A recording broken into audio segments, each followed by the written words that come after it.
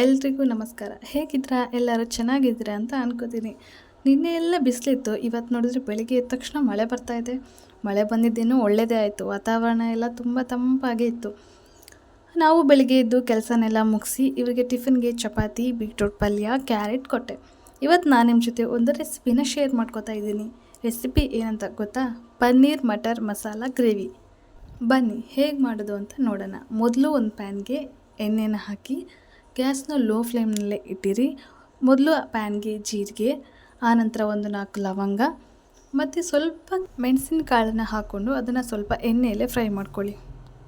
2 ದೊಡ್ಡ ಗಾತ್ರದ ಈರುಳ್ಳಿನ ಸಣ್ಣಗೆ ಕಟ್ ಮಾಡಿಕೊಂಡು ಪ್ಯಾನ್ಗೆ ಹಾಕಿ ಸ್ವಲ್ಪ ಫ್ರೈ ಮಾಡಿ. ಈರುಳ್ಳಿ ಕೆಂಪಗಾಗೋವರೆಗೂ ಕೂಡ ಅದನ್ನು ಫ್ರೈ ಮಾಡ್ಕೊಳ್ಳಿ.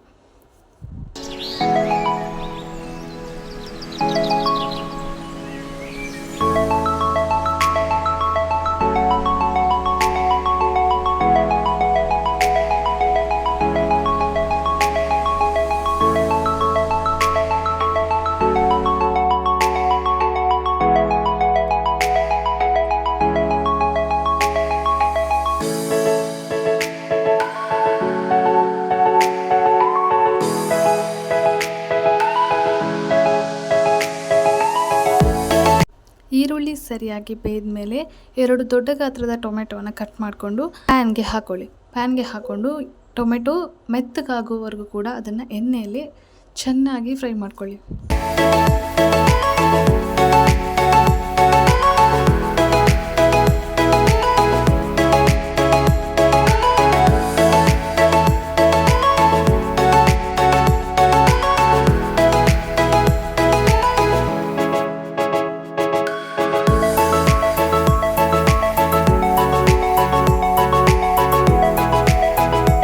ಟೊಮೆಟೊ ಈಗ ಸ್ವಲ್ಪ ಬೆಂದಿದೆ. ಅದಕ್ಕೆ ಸ್ವಲ್ಪ 2 ಹಸಿ ಮೆಣಸಿನ್ಕಾಯಿನ ಕಟ್ ಮಾಡಿ ಹಾಕ್ಕೊಂಡು ಚೆನ್ನಾಗಿ ಮಿಕ್ಸ್ ಮಾಡಿ ಪೂರ್ತಿಯಾಗಿ ಎಲ್ಲವನ್ನು ಬೇಯೋವರೆಗೂ ಬೇಯಿಸ್ಕೊಳ್ಳಿ.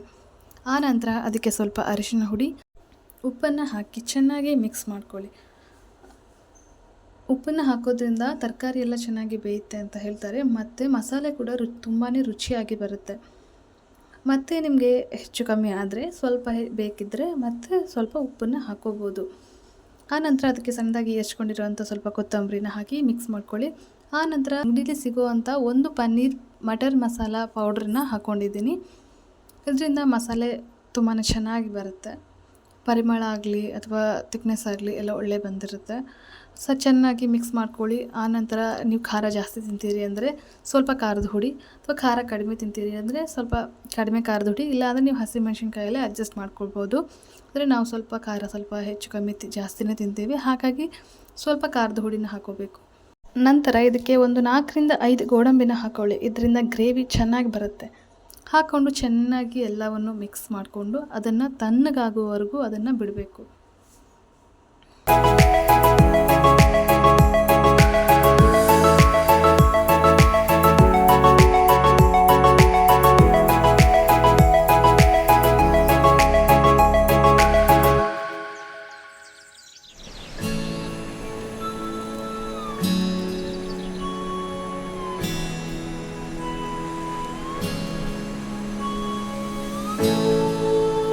ಈ ಮಸಾಲೆ ತಣ್ಣಗಾದ ನಂತರ ಇದನ್ನು ನುಣ್ಣಗೆ ರುಬ್ಕೊಂಡು ತೆಗೆದಿಟ್ಕೊಳ್ಳಿ. ಆನಂತರ ಒಂದು ಪ್ಯಾನ್ಗೆ ಎಣ್ಣೆನ ಹಾಕ್ಕೊಳ್ಳಿ. ಎಣ್ಣೆ ಕಾದ ನಂತರ ಅದಕ್ಕೆ ಸ್ವಲ್ಪ ಶುಂಠಿ ಬೆಳ್ಳುಳ್ಳಿ ಪೇಸ್ಟ್ನ ಹಾಕ್ಕೊಂಡು ಲೋ ಫ್ಲೇಮ್ನಲ್ಲೇ ಅದನ್ನು ಚೆನ್ನಾಗಿ ಮಿಕ್ಸ್ ಮಾಡ್ಕೊಳ್ಳಿ. ಆ ಹಸಿ ಸ್ಮೆಲ್ಲೆಲ್ಲ ಹೋಗೋವರೆಗೂ ಅದನ್ನು ಚೆನ್ನಾಗಿ ಮಿಕ್ಸ್ ಮಾಡ್ಕೊಳ್ಳಿ. ನಂತರ ಇನ್ನೊಂದು ಪ್ಯಾಕೆಟ್ ಪನ್ನೀರ್ ಮಟರ್ ಮಸಾಲಾನ ಎಣ್ಣೆಗೆ ಹಾಕಿದ ನಂತರ ಅದನ್ನು ಚೆನ್ನಾಗಿ ಮಿಕ್ಸ್ ಮಾಡಿ. ಗ್ಯಾಸ್ ಲೋ ಫ್ಲೇಮಲ್ಲಿ ಇರಲಿ, ನೆನಪಿರಲಿ, ಇಲ್ಲ ಅಂದರೆ ಮಸಾಲೆ ಹೊತ್ತು ಹೋಗೋ ಚಾನ್ಸಸ್ ಜಾಸ್ತಿ ಇರುತ್ತೆ.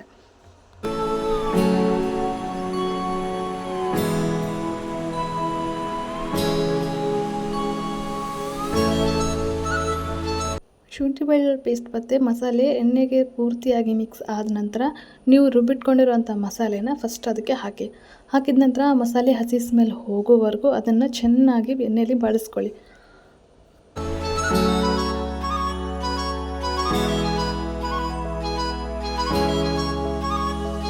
ಎಲ್ಲಿವರೆಗೂ ನೀವು ಆ ಮಸಾಲೆನೇ ಎಣ್ಣೆಯೊಂದಿಗೆ ಕುದಿಸ್ಬೇಕು ಅಂದರೆ ಆ ಮಸಾಲೆಯಲ್ಲಿರುವಂಥ ನೀರಿನಂಶ ಎಲ್ಲನೂ ಹೋಗಿ ಎಣ್ಣೆನ ಬಿಡಬೇಕು. ಆ ಮಸಾಲೆ ಅಲ್ಲಿವರೆಗೂ ಆ ಮಸಾಲೆನ ಎಣ್ಣೆಯೊಟ್ಟಿಗೆ ಚೆನ್ನಾಗಿ ಹುರ್ಕೊಳ್ಳಿ.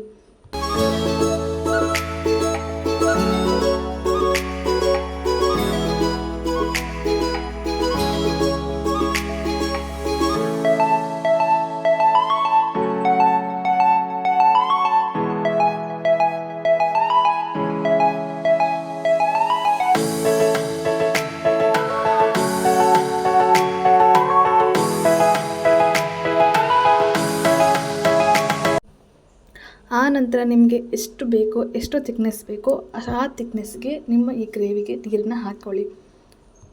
ನೀವೇನಾದರೂ ಜಾಸ್ತಿ ಕ್ವಾಂಟಿಟಿಲಿ ಅಡುಗೆನ ಮಾಡ್ತಿದ್ದರೆ ನೀರನ್ನ ಜಾಸ್ತಿ ಹಾಕೋಕೆ ಹೋಗಬೇಡಿ. ಮಸಾಲೆನ ಸ್ವಲ್ಪ ಜಾಸ್ತಿ ಮಾಡಿಕೊಂಡು ಆನಂತರ ಸ್ವಲ್ಪ ಜಾಸ್ತಿ ನೀರನ್ನ ಹಾಕ್ಕೊಳ್ಳಿ. ಇಲ್ಲಾಂದರೆ ಆ ಮಸಾಲೆಯಲ್ಲಿ ಇರುವಂಥ ಟೇಸ್ಟ್ ಎಲ್ಲ ಹೋಗಿಬಿಡುತ್ತೆ, ಅಷ್ಟೊಂದು ರುಚಿಯಾಗಿ ಅದು ಬರೋದಿಲ್ಲ. ಆಗ ನಾವು ಗ್ರೇವಿ ಮಾಡ್ತಿರೋದ್ರಿಂದ ನೀರನ್ನ ಗ್ರೇವಿಗೆ ಎಷ್ಟು ಕನ್ಸಿಸ್ಟೆನ್ಸಿ ಬೇಕೋ ಅಷ್ಟನ್ನೇ ಹಾಕ್ಕೊಳ್ಳಿ. ಮತ್ತು ಗ್ರೇವಿನ ಹೋಗಿ ನೀವು ಸಾಂಬಾರು ಮಾಡೋಕ್ಕೆ ಹೋಗೋದು, ರಸಮ್ ಮಾಡೋಕ್ಕೆ ಹೋಗಬೇಡಿ. ಎಷ್ಟು ಬೇಕೋ ಅಷ್ಟೇ ನೀರನ್ನು ಹಾಕ್ಕೊಳ್ಳಿ.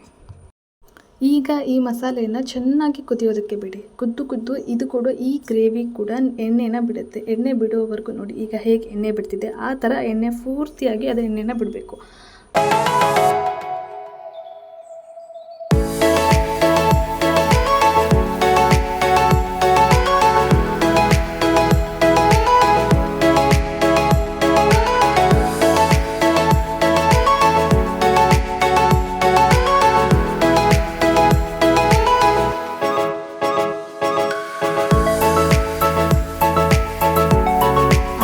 ಅದಕ್ಕೆ ನೀವು ನೆನೆಸಿಟ್ಕೊಂಡಿರೋ ಬಟಾಣಿ ಅಥವಾ ಹಸಿ ಬಟಾಣಿ ಇದ್ದರೆ ಅದನ್ನು ಮಿಕ್ಸ್ ಮಾಡಿ.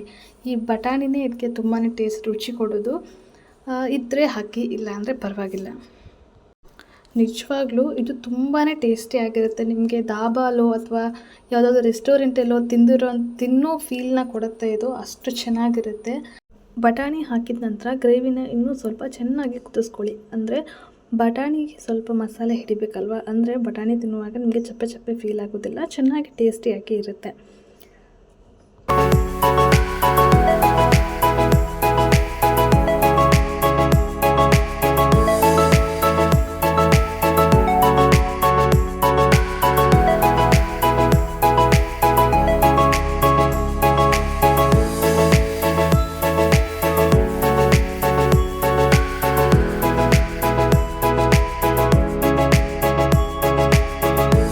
ನೋಡಿ, ಈಗ ಗ್ರೇವಿ ಚೆನ್ನಾಗಿ ಬಂದಿದೆ. ಯಾಕಂದರೆ ನೋಡಿ ಎಷ್ಟು ಚೆನ್ನಾಗಿ ಎಣ್ಣೆನ ಬಿಟ್ಟಿದೆ ಗ್ರೇವಿ. ಈಗ ನೀವು ಫ್ರೈ ಮಾಡಿಟ್ಕೊಂಡಿರೋಂಥ ಪನ್ನೀರನ್ನ ಇದಕ್ಕೆ ಮಿಕ್ಸ್ ಮಾಡ್ಕೊಳ್ಳಿ. ಮಿಕ್ಸ್ ಮಾಡಿಕೊಂಡು ಸ್ವಲ್ಪ ಇನ್ನೊಂಚೂರು ಬೇಯಿಸ್ಕೊಳ್ಳಿ ಸಾಕು. ಯಾಕಂದರೆ ಪನ್ನೀರ್ ಆಲ್ರೆಡಿ ಸ್ಮೂತಾಗಿರೋದ್ರಿಂದ ಅದನ್ನೇನು ಅಷ್ಟು ಬೇಯಿಸ್ಬೇಕಂತಿಲ್ಲ. ಮತ್ತು ಆಲ್ರೆಡಿ ಫ್ರೈ ಮಾಡ್ಕೊಂಡಿರೋದ್ರಿಂದ ಸ್ವಲ್ಪ ಅದು ಗ್ರೇವಿ ಜೊತೆ ಇದ್ದರೆ ಸಾಕು. ಸ್ವಲ್ಪ ಲಿಡ್ನ ಕ್ಲೋಸ್ ಮಾಡಿ ಸ್ವಲ್ಪ ಬೇಯಿಸ್ಕೊಳ್ಳಿ. ಆನಂತರ ನಿಮ್ಮ ಪನ್ನೀರ್ ಮಟರ್ ಮಸಾಲ ರೆಡಿ. ಇದನ್ನು ಚಪಾತಿ ಒಟ್ಟಿಗೆ ಅಥವಾ ಅನ್ನದೊಟ್ಟಿಗೆ ಅಥವಾ ರೊಟ್ಟಿಯೊಟ್ಟಿಗೆ ತಿನ್ಬೋದು, ಚೆನ್ನಾಗಿರುತ್ತೆ.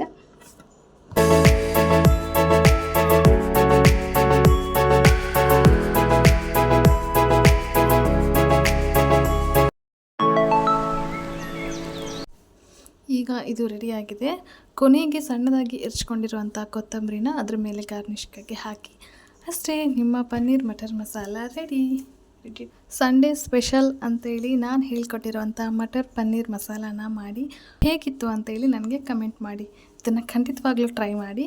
ಇದಾಗಿತ್ತು ನನ್ನ ಇವತ್ತಿನ ವಿಡಿಯೋ. ಇಷ್ಟ ಆದರೆ ಲೈಕ್ ಮಾಡಿ, ಶೇರ್ ಮಾಡಿ, ಆದಷ್ಟು ಸಬ್ಸ್ಕ್ರೈಬ್ ಮಾಡಿ. Thank you.